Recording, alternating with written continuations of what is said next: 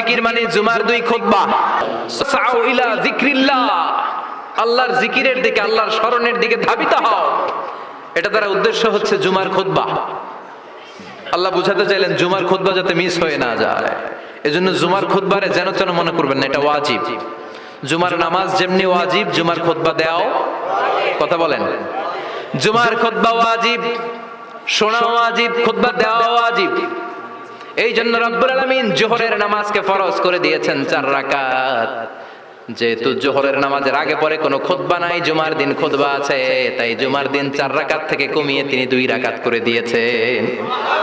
কি ব্যালেন্সড ইসলাম, কি ভারসাম্যপূর্ণ আমাদের জীবন বিধান। এজন্য জুমার দিন মানুষকে আপনার শিক্ষিত করতে হবে। এই জুমার খুতবা, জুমার আলোচনার সাথে পৃথিবীর কোনো আলোচনার কোনো মিল নাই, কারণ জুমার আলোচনা সব সময় অন টাইম, একটা নির্ধারিত সময়ে হয়। পৃথিবীর অন্য কোনো আলোচনা নির্ধারিত সময় হয়